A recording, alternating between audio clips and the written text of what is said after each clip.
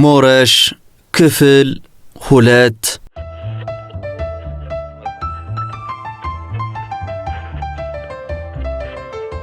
ውድ የኢትዮ ትዝታ ቤተሰቦች ባሳለፍነው ዝግጅታችን ካሲምባ ጥግ ተነስተው ወደ ወሎ በዘለቁት የኢትዮጵያ ሕዝቦች አብዮታዊ ሰራዊት አባላት ላይ የደረሰውን አሳዛኝ ገጠመኝ ይርጋለም በተባብ ብዕሩ ጽፎ አስነብቦናል። የተረፈው ሞረሽም ሕይወቱን እንደፈለገ ሊያደርጋት በሚችል የራያ ባላባት ምርኮ ስር ወድቋል። የሞረሽ መጨረሻ ምን ሆነ? ቀጣዩን ክፍል እነሆ።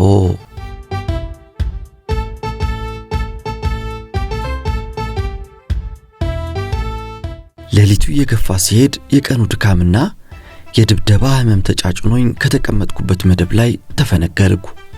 እንደ ሰመመን አድርጎ እንቅልፍ ሸለብ ሲያደርገኝ የቀኑ አሰቃቂ ትርኢት ይታየኝ ጀመር። ከኔ በኋላ የደረሰው ሟች ጓደኛዬ በሳቅ እየተንከተከተ መጥቶ አጠገቤ ሲደርስ ጭንቅላቱ ይጠፋብኝና ካንገቱ በታች ያለው አካላቱ ብቻ አጠገቤ ቆሞ ሲወዛወዝብኝ ባንኝ ተነሳው። ከዚያ ወዲያ ቢደክመኝም መተኛት አልቻልኩም። ሰውነቴ እየተንቀጠቀጠ ኩርምት ብዬ በተቀመጥኩበት ስለ ቀጣዩ ህይወቴ አንሰላስል ገባው። ወደፊት እንዴት ነው መሆነው? በቃ ምርኮኛ ሆኜ መቅረቴ ነው? ነገስ ምን ይፈጠር ይሆን? የማውቀው ነገር የለም። በህይወት ለመቆየት ያለኝ አማራጭ አንድ ነው፣ የጌታዬን ቃል መጠበቅ ብቻ። መንፈሴን አረጋግቼ ለመኖር ከራሴ ጋር ተስማማው። ሆኖም እስከ 2 ሳምንት ድረስ ሌሊት ቅዠት አልተለየኝም ነበር። ከወር በኋላ ሰውነቴ እየተመለሰ ጀርባዬም እያገገመ ሄደ። በራያና ቆቦ ዙሪያ እንደ ድንገት ሳይታሰቡ ብቅ ብለው 3 ቀን ባልሞላ ጊዜ ውስጥ በትንትናቸው የወጣው በራያ አባባል ጸጉረ ልውጦቹ ከትግሬ የመጡ ሽፍቶች ወሬ እንደ አምና ክረምት እየተረሳ ቢሄድም ተበታትነው በሕይወት የተረፉትን አንዳንድ ሽፍቶች የማደኑ ሥራ ግን አልቆመም። አንዳንድ ባላገሮች እንደኔ ማረኳቸውን ጓዶች መንግስት የደረሰብን እንደሆነ ይቀጣናል በሚል ስጋት ለቆቦ አሳልፈው ሰጥተዋቸዋል። አንዳንዶቹም እየገደሉ በየቤታቸው ጓሮ እንደቀበሩ ይወራል። የኔ ጌታ ግን አንዳቸውንም አልፈጸመብኝም። አሳልፎ መስጠትም ሆነ ገሎ መቅበር የሚባለውን ሐሳብ አልተቀበለውም።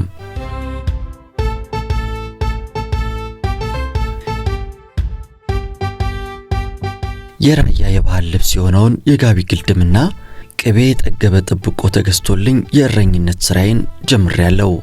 በመጀመሪያዎቹ 2 ወራት ጌታዬ ሙሉ እምነቱን ስላልጣለብኝና እንዲሁም የአካባቢው ሰው ጸጉረ ልውጥ እያለ ጥርጣሬ እንዳያድርበት በመስጋት ከብቶቹን ለግጦሽ ከማውልበት የተራራው ጥግ ድረስ ጌታዬ ራሱ አብሮኝ እየዋለ አንዳንዴም ደግሞ ከኮበሎች ጋር ይልከኝ ነበር።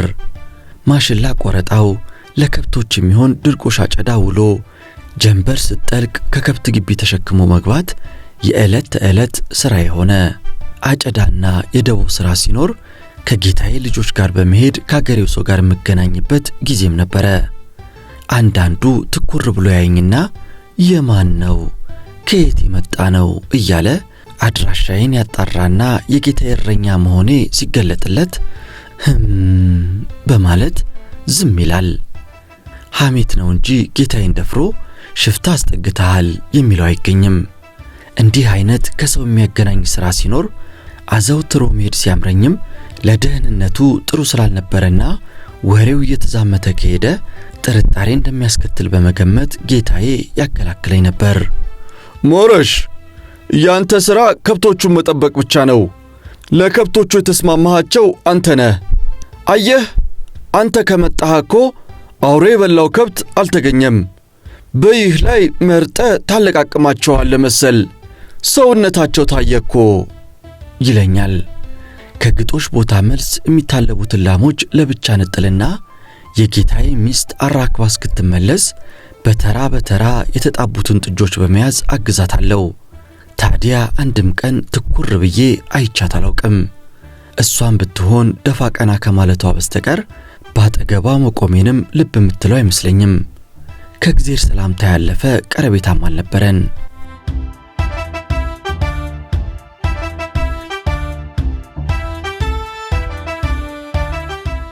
ቀስ በቀስ ጌታዬ ጸባይን ሲለምደው ጥርጣሬው እየቀነሰና ጸባዩ የተለወጠ በመሄዱ ባለፈው ጊዜ በደረሰው ጥፋት ያለቁትን ጓደኞቼን እያስታወሰ ጸጸት ገባው። ይህንኑ በድርጊት ለማስመስከር ነው መሰል ለእኔ ደህንነት የሚያደርገውን ጥንቃቄ እንዲህ በማለት ያሳየኝ ጀመር። ሞረሽ ሰማህ ወይ? በይህ ሰሞን የሚወራው ጨዋታ ጥሩ ስላልሆነ ወደ ከብት ጥበቃ አትሄድም። ከኔ ጋር ከይሁ አጥሩን ስናጠባብቅ እንውላለን። ኮበሎቹ ከብቱን ያሰማራሉ ይለኛል። አንዳንድ ጊዜ ደግሞ ለገበያ ወደ ቆቦ ብቅ ብሎ ሲመጣ በሕይወት ተርፈው በደርግ እጅ ስለወደቁት ጓዶች በከተማ የሚወራውንና በገጠሩ ውስጥ ተበታትነው የደረሱበት ሳይታወቅ ስለቀሩት የሚናፈሰውን ተባራሪ ወሬ እያመጣ ያቀምሰኛል። እንዲህ ያለውን ሲያነሳብኝ አጋጣሚውን ተጠቅሜ ጌታዬ እባክህ ይህ ሁኔታ ስር ሰዶ ወሬ መቼም አይደበቅም ከደርግ ጆሮ የገባ እንደሆነ አሰሳ አደርጋለሁ ቢል በእኔ የተነሳ በአንተና በቤተሰብ ላይ ችግር ሊደርስብህ ይችላል። ያገኘ ሰው ይዞ እንዲያስረክብ ተነግሯል ብለሃል። ታዲያ ሽፍታ ደብቆ ይቀልባል። ያውም የእኛ ስማችን የከፋ ነው። የኢያፓ ተጋዳይ በቤቱ ደብቆ አስቀምጧል ተብሎ የተወራብህ እንደሆነ ጉዳቱ ይከፋብሃል። ምን አለ በቶሎ የመንገዴን ነገር ዘዴ ብትፈልግለት እለዋለሁ። በአንድ በኩል የራሴ ደህንነት እያሳሰበኝ፣ በሌላ በኩል ደግሞ የሰውየውን ደግነትና ሩህሩህነት ሳያንሰው በእኔ የተነሳ የሚደርስበት አበሳ እየታየኝ። ሆኖም ጌታዬ በራሱ የኮራ በአገሩ የሚተማመን ባላባት ነበረና በደብሩና በአካባቢው የሚናፈሰው ተባራሪ ወሬ የሚያስጨንቀው አልሆነም። ይልቁንም እኔ በአጋጣሚው በማቀርብለት አስተያየት ይቀልድና አናንቆ ሞረሽ አትስጋ፣ አንተ እኮ ልጄ ነህ እንጂ ምንድን ያልከኝ? ተጋዳይ ሽፍታ አይደለህም ይልና ጥሎኝ ይሄዳል።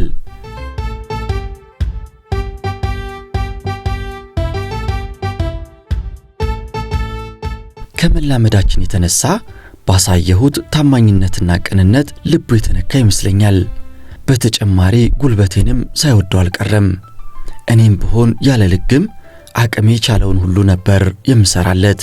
በተቻለው መጠን አግባብቶ ቢጤም ፈላልጎ ሊድረኝና ቤት ይዤ አብሬው እንድኖር የሚፈልግ ይመስለኛል። አንዳንዴ የሚሄድን ነገር እንደረሳ የሚፈጥራቸው የፈጠራ ወሬዎች ሁሉ ያለ ምክንያት የማይሰነዘሩ እንደነበረ እገምታለሁ።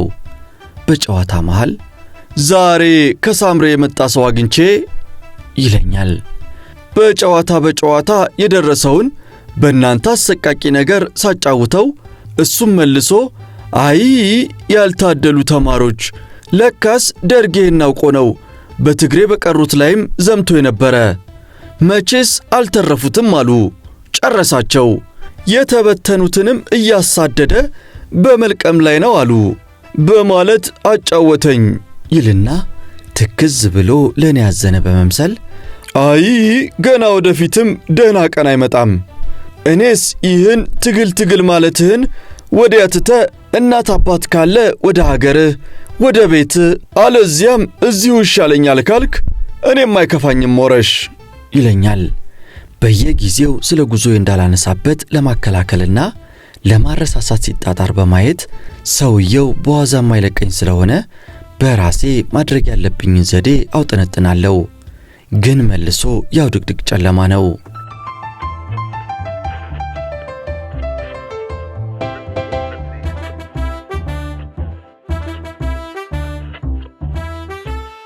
ከጌታዬና ከቤተሰቡ ተለይቼ ብቻዬን በመሆንበት ሰዓት በአእምሮዬ እየተመላለሰ የሚመጣብኝ ያለፈው የተጋዳይነት ሕይወቴ ብቻ ነበር። ከዚያ በፊት እንደ ሰው ከሰው ተወልጄ ከወንድምና እህት ከጓደኛና ዘመድ ጋር ኖሬያለሁ።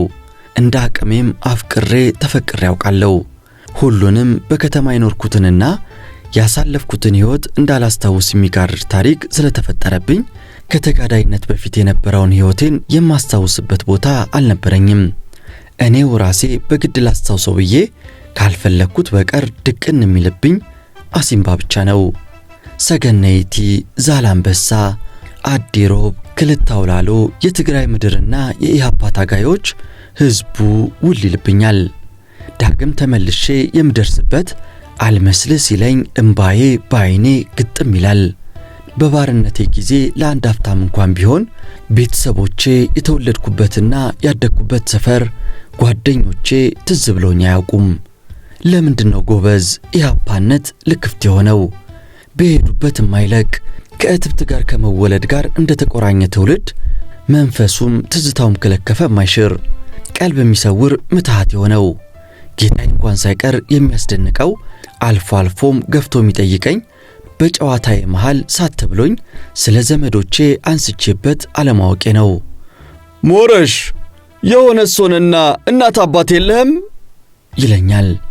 ጨዋታዬን ሰምቶ አሉኝ እለዋለሁ ፈገግ ብዬ።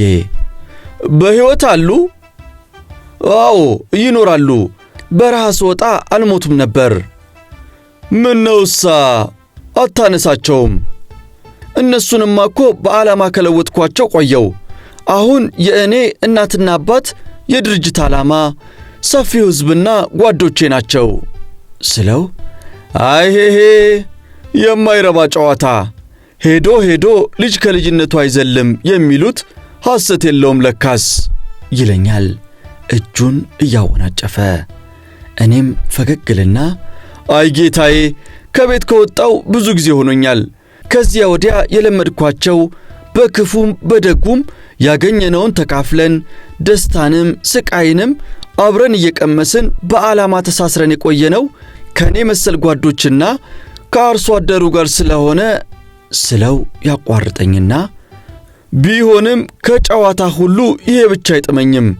ይልቅዬ እናት አባት ጋር ከዘመድ መሃል አላደኩም ብለህ ገልጠህ አጫውተኝ በማለት ሊያደናቅፈኝ የተጋዳይነትና የኢሃፓነት ትርጉም እንደኔ ባይሰርጸው ነው በማለት ጨዋታችንን በሌላ ቀላልጄ እለውጠዋለሁ። አንዳንዴ ደግሞ ሞረሽ ይሄ የእናንተ ዓላማ ያደነጋግረኛል። እናት አባትን ወንድምን የሚያስረሳ ዓላማ ተሆነ እንዴት ለማያውቀው ላልተወለደው የኔ ቢጤ አፈር ገፊ ፍቅር ብሎ ለመሞት ተዘጋጅቻለሁ የሚለው ነገር ብመልሰው ብቀልሰው አልረዳሃለኝ ይልና እየሳቀ መፋቂያውን ወጣ ያደርግና ምራቁን ጢቅ ይላል። ለማስረዳት አንዴ ወዲያ አንዴ ወዲህ እያልኩ የቃላት ማዕት ስደረድር እሱ ለመጠየቁና ለጨዋታው እንጂ ለእኔ መልስ ግድም የሰጠው ሳይመስል ከንግግሬ ውስጥ የሚገባውን የተወሰነውን ብቻ ተቀብሎ ሐተታውን ሁሉ በሜዳ ያስቀረዋል።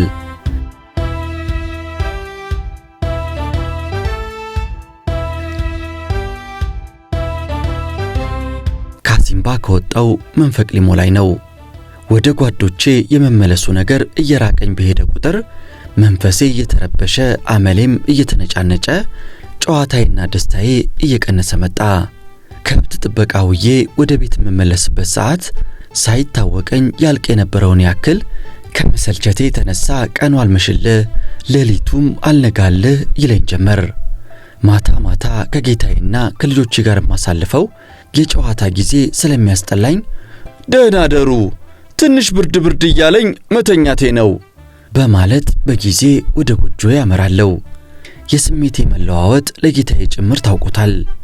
እኔን ለማስደሰት ሲል ጎጆዬ ድረስ እየመጣ ሲያጫውተኝ ቢያመሽም አብዛኛውን ንግግሩን አልሰማለትም ነበር።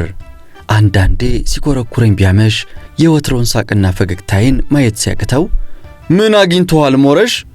በይህ ሰሞን ደግሞ ፊት አላይብህምሳ ይለኛል። መጨረሻዬ ያሳስበኛል ጌታዬ። ምን አስቸኮለ? መቼ ጀመርክና? ይስቅብኛል። ጌታዬ የምሬን እኮ ነው። በዚህ አይነት እስከ መቼ? ሞረሽ ከራያ ጦር ያተረፈ ጌታ እስኪፈቅድ ምንዬ ትናንትን ዘነጋኸው? በማለት ዝም ያደርገኛል። የሄድኩበትን መንገድ አውቆታል። አንድ ቀን ከብቶቹን ግጦሽ ይዤ ስወጣ ዛሬ አብሬህ እውላለሁ አለና ተከትሎኝ ሳለ መንገድ ላይ ሞረሽ ጓዶቼ የምትላቸው ሰዎች በሕይወት የሚኖሩ ይመስልሃል? አለኝ። ጌታዬ የትግራይ ሰው እኮ እንደ ራያ ሕዝብ አይደለም፣ የት ይሄዳሉ? አልኩና በነገር ወጋ ሳደርገው ደረቅ ፈገግታ አሳየኝና ጊዜው ረዘመ ብዬ እኮ ነው። ቦታ ቢለውጡ አገር ቢለቁ የት ብለህ ታገኛቸዋለህ? ጠይቄ ደርሳለሁ። አገሬው የሄደበትን ያውቃል ብለህ ነው? የትም ቢሆን ፈልጌ ያገኛቸዋለሁ በሄድኩ እንጂ አልኩና ትክዝ አልኩኝ። እንደ ፈቀድክ አለና አንገቱን ሰበር አድርጎ በትካዜ ስሜት እንዲህ አለኝ። ሞረሽ በይህ ሰሞን አመል ሲለዋወጥ ጓዶች የምትላቸውን ሰዎች በመናፈቅ እንደሆነ ተረድቻለሁ። በመቆየት መልመድ አይቀርምና ይኸው ከኔ ጋር ብትለምደኝ ብዬ በዘዴ አሰንብቼ ቆየው። የእኔ ክጃሎት አልሆነም። አንተን ከማስለመድ ቆቅ ማርባት ይቀናኝ ነበር። መቼም የከጀልኩት ባለመያዙ ሐዘን ቢገባኝም ወንድሞቼ ወደምትላቸው ሰዎች እንድትሄድ ወንዝ የሚያሻግር ሁነኛ ሰው በማፈላለጉ ላይ ነኝና አትቆዝም። እንደ ቀናኝ ሳሉል ሳላድር እሰድሃለሁ አለኝ። ጆሮዬ የሚሰማውን ተጠራጥሮ ከዓይኑ እገኝ ይመስል ትክ ብዬ አየሁት። የሐዘን ፊት፣ ተስፋ የቆረጠ አስተያየት ነበር ያነበብኩት።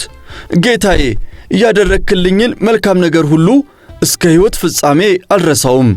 ቤተሰቤንና ትምህርቴን ትቼ የመጣሁበት ዓላማ ስለሆነ በምንም ነገር ልለውጠው አልተቻለኝም። ይህ ባይሆንብኝ ካንተ ተለይቼ ባልሄድ መርጥ ነበር በማለት የሚሰማኝን ልገልጽለት ሞከርኩ። በሴቃ ተውጦ የምለፈልፈውን ያዳመጠኝ አይመስልም። አንገቱን ደፍቶ በተሰበረ መንፈስ በትካዜ ከፊቴ ይሄድ ነበር።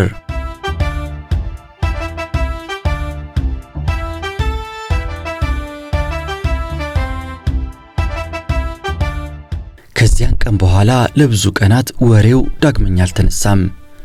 በእኔ በጌታዬና በቤተሰቡ መሃል ያለው ግንኙነት የመጀመሪያዎቹ ዕለቶቹ አይነት ባይሆንም የመሄዴን ወሬ ከሰማው በኋላ ተሻሽሎ ነበር። አንድ ቀን ጌታዬ እንደተለመደው ለገበያ ወደ ቆቦ ሄዶ ሳለ ያለ ወትሮ በጊዜ ተመለሰ። ከብቶቹን ከምጠብቅበት የተራራ አንገት ሆኜ አሻግሬ ስመለከተው በጥድፊያ እርምጃ ጠረሩን እምር እያለ ወጣና እየተደነቃቀፈ እኔ ወዳለሁበት አቅጣጫ ሲመጣ አየሁት። አጠገቤ እስኪደርስ ፍጥነቱ አልቀነሰም። ዓይኔ ግራና ቀኝ ይቅበዘበዛል። ምን አገኘው በማለት ደርሶ እስክሰማው ቸኮልኩ። ቁጥቋጦውን ጥሶ ከፊቴ ብቅ እንዳለ ሞረሽ አለህ? በል ከብቱን ተወውና ፈጥነ ተከተለኝ፣ ቶሎ በል እያለ ያጣድፈኝ ጀመር። ጠይም ፊቱ ከሰል መስሎ ከንፈሩ ኩሽልል ብሎ ደርቆ ነበር። ምን ተፈጠረ? ምን መጣ? ለጥያቄ መልስ ሳይሰጠኝ ተከተለኝ ማሬ፣ ፍጠን፣ ቶሎ እያለ ፊቱን አዙሮ ወደ መንደሩ ሽቅብ ወጣ። እሱ ከፊት እኔ ከኋላ እየተከታተልን ወደ ጎጆዋ ገሰገስን። ከጎጆዋ እንደደረስንም ቆም አልንና ዙሪያ ገባውን ገልመጥ ብለን አይተን ወደ ውስጥ ዘዋልን። ወዲያውም ጥርቅም አድርጎ በሩን ዘጋና በጀርባው ተደግፎ ቆመ። በፊቱ ላይ የሚወርደውን ላብ እየጠራረገ ቶሎና በሹክሹክታ መናገር ቀጠለ። ደርግ ሞረሽ ገበያ ወጥቼ ነበር፣ አልደረስኩም፣ ከመንገድ መለሱኝ። ደርግ እየመጣ ነው። የታችኛው መንደር ጎራ መርቄን ቃሌንም እያመሰው ነው አሉኝ። ወደኛም እየመጣ መምጣቱ አይቀርም። የተጠረጠሩ ቤቶችን ያስሳል፣ ሰዎችን ያስራል፣ ያንገላታል። አሉ ሞረሽ፣ ምን ቢሆን አንተ ልጄ ነህ። ልጄን አሳልፌ ልሰጥ አልፈቅድም። እዚህ ጎጆ ውስጥ ግን መቆየትህ ደግም አይደል። የሰው ነገር አይታወቅም። መደበቂያ ቦታ እስክፈልግ ከይህ ልውስ እንዳትል አደራ ልጄ። ለማንም ሰው እዚህ መኖርህን እንዳታሳውቅ። እኔ ወጥቼ ሁኔታውን አጣርቼ እስክመጣ ተጠንቅቀህ ጠብቀኝ አደራ አለኝና እጄን ጥብቅ አድርጎ አስጠንቅቆኝ ወጣ። ነጭ ላብ ከሰውነቴ ሲመነጭ ተሰማኝ። እዚሁ ተጎልቼ አልሞትም። ደርግቼ ከመወድቅ እየሮጥኩ ሞታለሁ። የምነግረው ለራሴ በሹክሹክታ ነው። በወልዲያ በቆቦና በደሴ ከተሞች ከተበተነችው ኃይላችን መሃል ለደርግ አሳልፈው በተሰጡት ጓዶች ላይ የተፈጸመባቸውን የድብደባ ስቃይና ግድያ ሰምቻለሁ። የነዘራ ብሩክ ዕጣ በእኔ እንዲደርስብኝ አልፈቅድም። ትናንት ከሞት ተርፌያለሁ። እንግዲህ ግን ተይዤ መሞት የለብኝም።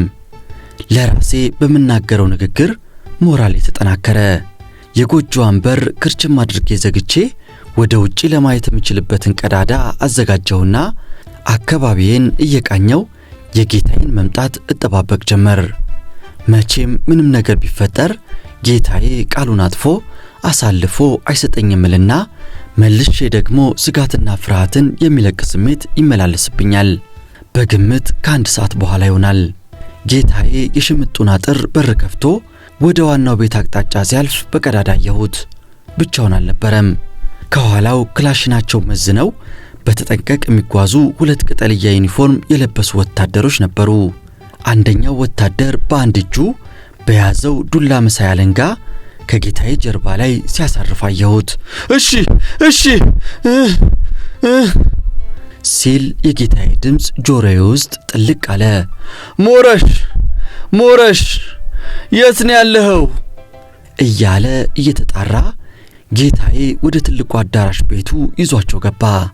በዚህ አጋጣሚ የትንሿን ጎጆ በር ከፍቼ ፈትለክ ብዬ በጓሮ በኩል የከብቱን በረት አልፎ አልፎ ያለውን የሸዋ አጥር ዘልዬ ተፈተለኩ። ጌታዬ ከዋናው ቤት ቀጥሎ እኔ ወደ ነበርኩበት ጎጆ እንደሚመጣ እርግጠኛ ነበርኩ። የሆነው ይኸው ነበር። ከጌታዬ ግቢ ወጥቼ የተርተሩን አንገት ደፋ እንዳልኩኝ የጥይት ድምፅ ከኋላዬ ተሰማኝ። አለቀልኝ። በቃ አይተውኛል። በሙሉ በአሳሽ ወታደር ተጥለቅልቋል። ምልክት መስጠታቸው ነው ማለት ነው። የትም ብገባ አላመልጥም የሚል ስጋት ልቤ ውስጥ ቢገባም ሩጫዬን አላቋረጥኩም።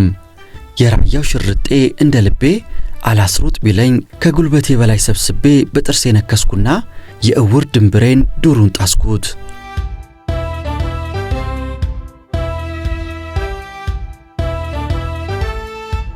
ከጎጆውና ከመንደር ምን ያህል ርቄ እንደሄድኩ አላስታውስም። እየተደነባበርኩ ስሮጥ ድንገት ያልታሰበ እንቅፋት ቢያነግለኝ ተወርውሬ ባፍጥሜ ጢሻው መሃል ወደቅኩ። ደግም ያልተነሳውም። ትንፋሼ ቁርጥ እያለ ወጋት ጎኔን ሰትሮ ይዞኝ ስለነበር መውደቄን በአንድ በኩል እንደ ግልግል ነበር የቆጠርኩት። በዚህ ላይ አውራጣቴ ተከሽልጦ ደም እየፈሰሰኝ ስለነበር ደሜን እያዘራው መሮጥ ለሚከታተሉኝ ወታደሮች አቅጣጫውን ማሳወቅ ሊሆን ስለሚችል ከመንገዱ ወጣ ያለ መስለኝ ጥሻ ውስጥ ገብቼ የሚደማውን ቁስሌን ግጥም አድርጌ ከነጠላው ግልድሜ ላይ ቁርጭ ያሰርኩና በጀርባዬ ለጥ ብዬ አዳምጥ ጀመር። ከ15 ደቂቃ በኋላ ይሆናል ከኋላዬ ወደ ጎጆ አቅጣጫ ድም የሚል የሩጫ ኮቴ ሰማው። አከታትሎ ጌታዬ ሞረሽ እያለ ሲጣራ ድምፁ ጆሮ ውስጥ ገባ። የተደበቅኩት ቦታ ከተራራው ዝቅ ያለ ስለነበር ከላይ የሚመጣውን ለማየት ብዙም ቀና ማለት አላስፈለገኝም። ከአናቴ ቀና ብዬ ሳይ የቅድሞቹ ወታደሮች በግራና በቀኝ ሆነው ጌታዬን ጆሮውን በያዙት አለንጋ መሳይ እየጠበጠቡ ሲነዱት ተመለከትኩ። ጌታዬን ንብ እንደነደፈው ሰው ጆሮውን እያራገፈ በሁለት እጁ አንገቱን ይዞ ነበር የሚጣራው። ሞረሽ እያለ እየደጋገመ እየተጣራ እኔ ባደፈጥኩበት ቁጥቋጦ አቅጣጫ ሲጠጋ ቅጠል ከለላ አድርጌ ለጥ ብዬ ተንጋለልኩ። መሬቱን ድም እያደረጉ የሚያልፉበትን ቁጥቋጦ በአፈሙዝ ገለጥ እያደረጉ በአናቴ በኩል ወረዱ።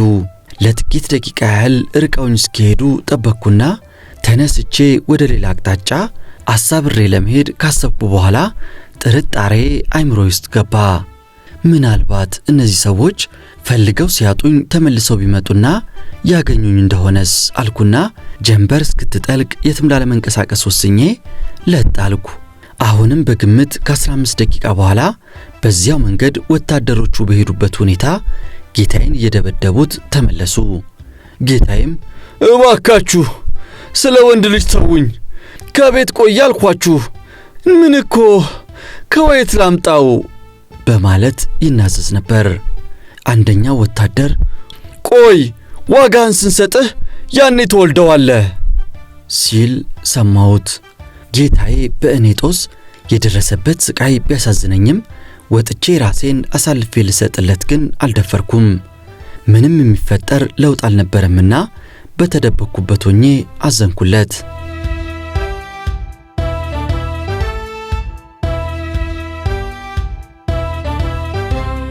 ጫካ ውስጥ እንደተኛው ጨለማው የብርሃኑን ቦታ ተክቶ ሰማይ ምድሩን አጠቆረው። ጆሮዬን አቁሜ የጠበቅኩት የጥይት ድምፅ ነበር። ምንም ነገር አልተሰማም።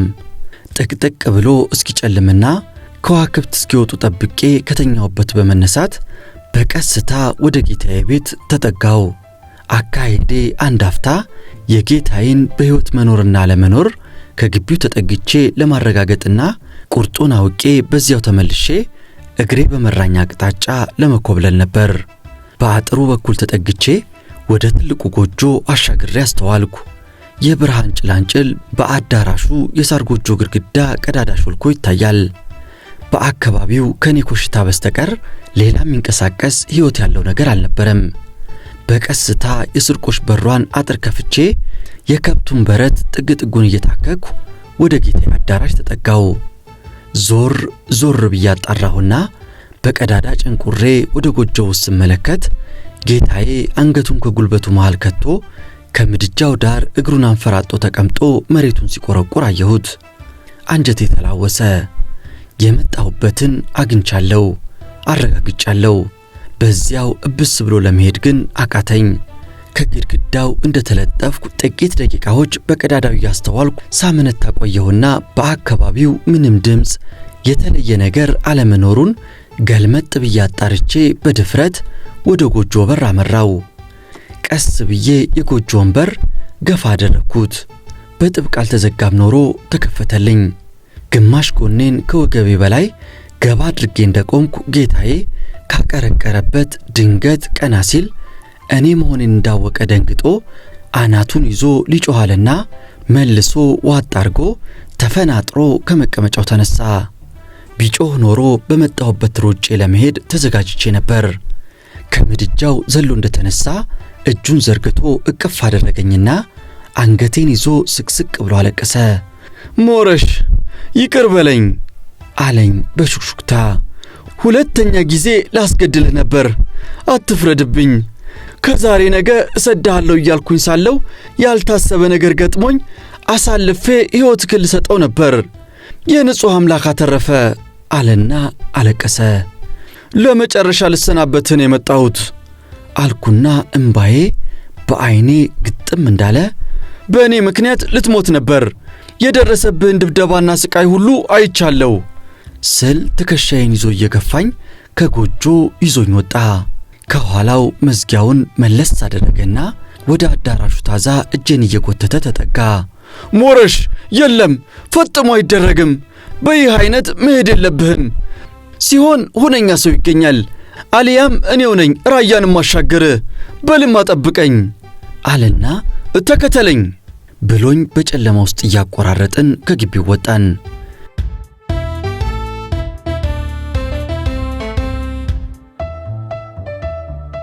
ከዚህ ቀደም ልብ ብያይቸው ማላውቀውን ጎጆ ከመንደሩ ውጪ ራቅ ብሎ ጥሻው ውስጥ ነበር። ቀስ ብሎ መዝጊያውን ከፈተና ወደ ውስጥ ይዞኝ ገባ። ጎንበስ ብሎ የተዳፈነው ምድጃ ጫር ጫር አደረገና እሳት አቀጣጠለ። ከጎጆ ጥግ ከፍ ብሎ የተሰራ ቆጥ መሳይ ይታያል። ሞረሽ አለኝ እሳቱን ካያያዘ በኋላ። ንገረኝማ ለመሆኑ ወየት ነበርክ? በማለት በድንጋጤ አፉን ከፍቶ ያስተውለኝ ጀመር። ሁሉንም አጫወትኩት። አጀብ ያምላክ ያለህ ምን እኮ ትረፍ ያላት ነፍስ አጀብ ሲል ቆይቶ ወደ ጉዞ የተመለሰ። የምሸኝህ እኔው ነኝ ብዬሃለሁ። እስተዚያው ከሰው ዓይን ተሰውረ መቀመጥ ስለሚገባ እዚሁ እንድትሰነብት ነው ያመጣሁህ። ከኔ በቀር ይችን ጎጆ የሚከፍታት አይገኝም። አትስጋ። ልጆቼም እንኳን ቢሆኑ በአዝመራ ወራት ካልሆነ ወደዚች ቦታ አይዘርቁም አለኝ።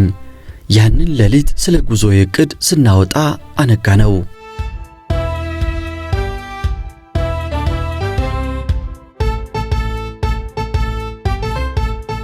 ሚስጥራችንን በሁለታችን ብቻ አድርገን ቀለቤን ጌታዬ እያመላለሰልኝ ተከረቸምኩ። በተሰወርኩ በሶስተኛ ቀኔ ምሽት ላይ ጌታዬ እንደ ልማዱ ከጎጆዋ በር ሲጠጋ 2 ጊዜ አሳለና በሶስተኛው ሞረሽ አለኝ። አንድ ጊዜ ከቆጤ ላይ ወርጄ የጎጆዋን በር በጥንቃቄ ከፈትኩና በመዝጊያው ተጠልዬ ቆምኩ። ጌታዬ ጎንበስ ብሎ በሩን ጥልቅ ሲል ከኋላው አንድ በዕድሜ ጠና ያሉ ቄስ ቢጤ ተከትለውት ገቡ። ጥቁር እንግዳ ይዤብህ መጣሁ፣ ታሳድረናለህ አለኝ ፈገግ እያለ እኔን ለማረጋጋት። በአንድ እጁ እራቴንና ለማማጊያ የሚሆን ወተት በግራሬ ይዞ በትከሻው ደግሞ በከረጢት የተቋጠረ ነገር አንጠልጥሏል። ደንገጥ ብዬ ወደ ቄሱ ጠጋ በማለት ጎንበስ አልኩኝ። የእጃቸውን መዳፍ እንደ መስቀል አሳለሙኝና ጌታዬን ተከትለው ከምድጃው ጥግ አረፋሉ። ወደ ቆጡ እንዲወጡ ባመለክታቸው የለ አይሻኝም፣ ሲያቄልህ ነው፣ ተመልሼ መሄድ ነኝ አሉኝ። ሞረሽ፣ እኛ አባታችን አዳራቸውን ወደ ማይጨው ይወጣሉ። ማይጨው ወደ ሳምሬ የሚያሻገር ሰው እንደሚፈልጉልህ ቃል ገብቶልኛል። ሲሆን ራደን ከተሻገርክ የከፋ ነገር አይገጥምህም። ወሬው እየራቀ ስለሚሄድ አይኑን የሚያተኩርብህ አይገኝም። ለማናቸውም ከማይጨው እስክትልቅ ከአባቴ እንዳትነጠል። ለወጉ ነው እንጂ አሁንማ እኮ ከኛ ሰው ወዝህን ለይቶ የሚጠረጥር አይገኝም። ለመንገድህ ጥቂት ስንቅ መሳይ አስቋጥሬልሃለሁ። ምን ያረጋል፣ ያሰብኩት ብዙ ነበር። ሰው ያለው ቀርቶ እግዜር ያለው አሉ። ያልታሰበ ነገር ሆነና በችኮላ በመሆኑ የረባ ነገር አላበጀሁልህም። ይህችን ማይጨው ስትገባ ቢሻህ ጨርቅ ትለውጥባታለህ፣ አለበለዚያም ለስንቅ ታግዛለች አለና 20 ብር ጠቅልሎ አስጨበጠኝ። ከእናትና አባቴ ቤት ወጥቼ ዘመቻ ሲሄድ አላለቀስኩም፣ አልፈራሁም፣ አልተሸበርኩም ነበር። በጌታዬ ንግግር ይሁን ድርጊት አላውቅም። አንጀቴ ተላወሰ።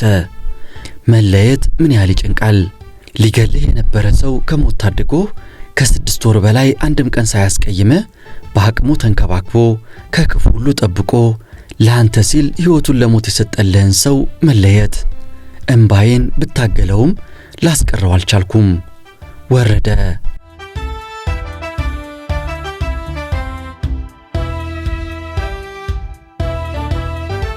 በቆየውበት የመንፈቅ ዕድሜ የተጋዳይነት ወኔዬ የተሰለበ መሰለኝ።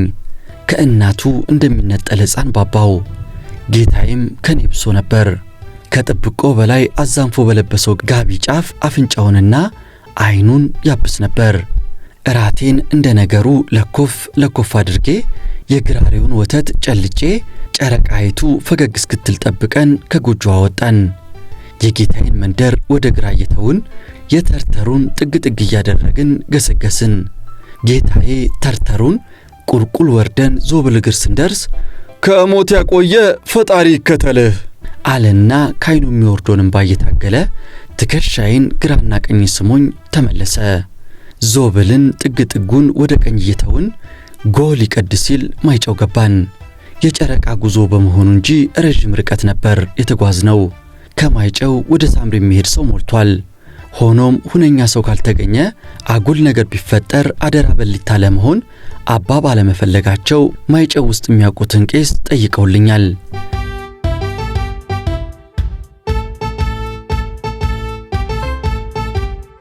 በደጅ ሰላም ለ5 ቀን አደርኩ። በመጨረሻም ሁነኛ ሰው በመገኘቱ አባን ተሰናብቼ ወደ ሳምሪ ተሻገርኩ። ሳምሪ ከ6 ወር በፊት ኦፕሬሽን ያደረግንባት ከተማ ነች። ከከተማይቱ ጋር የ6 ወር በፊት ትዝታ መጣብኝ። ከ45 በላይ ሆነን በግርማ ሞገስና በድል የተለየኋትን ከተማ ብቻዬን አንገቴን ሰብሬ ተመለስኩባት። ከመንፈቅ በፊት የነበረው ወኔ፣ ኩራቴ፣ እኔነቴ ዛሬም አለ። ከሞት ጥላ የራቀ ፍጡር ሆኛለሁ። ዘግናኝ ትርኢትና አሰቃቂ ትዝታ ይዤ የምጓዝ መሆኔ ተሰማኝ። ደስታ እጅግ ቀላል ነገር ነው። ትንሽዬ መከራ ስንትና ስንት ዘመን ትረዝማለች። 6 ወሩ ለእኔ 6 ዓመት ነበር።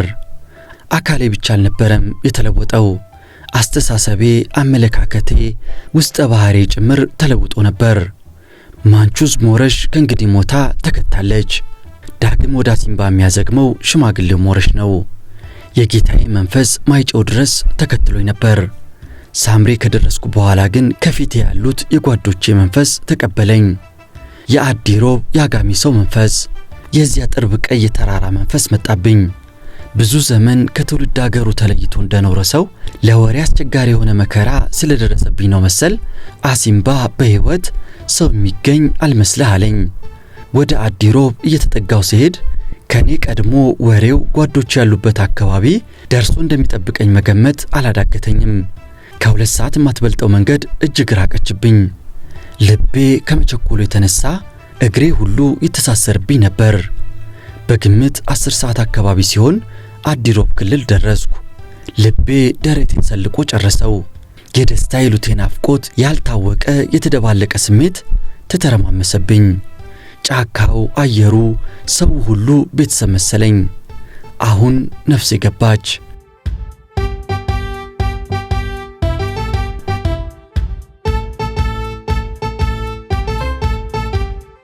የማታ ጀንበር ወደ ቤቷ በምትምዘገዘግበት አቅጣጫ 2 ጓዶች ከ500 ሜትር ርቀት ከዛፍ ጥላ ስር ቁጭ ብለዋል። ቁጥቋጦውን ተጠግተው ደገፍ ብለው ያወራሉ። ወደ ቤቷ የምትምዘገዘገው ፀሐይ ጨረር በቁጥቋጦ አናት ላይ አልፋ አይኔን ታጭበረብረኛለች። ጓዶቹን ልለያቸው አልቻልኩም። በአካባቢው ዋርድያ ሊኖር ይችላል። የይለፍ ቃሉን ባላውቅም መጠጋቴን አላቋረጥኩም። ለክፉም ለደጉም በጥንቃቄ ነበር የምራመደው። ወደ ቤዝ መግቢያ 100 ሜትር ያህል ስጠጋ ከሁለቱ ጓዶች አንደኛው ጠመንጃውን መዞ ወደ እኔ አቅጣጫ በመጠጋት በ20 ሜትር ርቀት ላይ አስቆመኝ። ማነህ አንተ አለኝ። ቆምኩ። እምባዬ አይኔ ላይ አቁቷል። ጥርሴን ብልጭ አደረኩለት። አልመለስኩለትም። ዱላዬን በትከሻዬ አሳልፌ ክንዶቼን ጣል አድርጌ መፋቂያዬን እንደነከዝኩ ቀስ እያለ ወደ እኔ ተጠጋ። 10 ሜትር ያህል እስኪቀረው እንኳን አላወቀኝም። ማነህ አንተ? ከየት መጣ? ምን ትፈልጋለህ? አለኝ። ጥያቄውን አወረደው። በቁጣ ሳይሆን ግር በተሰኘ አስተያየት ከግር እስከ ራሴ እያየ አለባበሴ ያደናገረው ይመስላል። ሞረሽ ነኝ። የራሴ ስም ካፌ ሲወጣ እንግዳ ቃል የተናገርኩ መሰለኝ። ድምፄ ጎርንኖ ነበር። ሞረሽ ሞረሽ። ድምፁ እየሰለለ ወደ እኔ ተጠጋ። ጠመንጃውን ዘግዝቆ አንገቴ ላይ ተጠመጠመብኝ። ረጅም ጊዜ ተቃቅፈን ተላቀስን። እኔን ለቆ አከታትሎ ጥይት ወደ ሰማይ ተኮሰ። ተበታትነው ተቀምጠው የነበሩ ጓዶች ከያሉበት መሳሪያቸውን ወድረው ወደኛ መጡ። ከጠፋው መንጋ አንዱ በግ ተገኘ። ሽማግሌው ሞረሽን ይዩት፣ እንደገና ለትግል አሲምባን ጆይን አደረገ አላቸው። በደስታ ሴቃ ሰክሮ ነበር።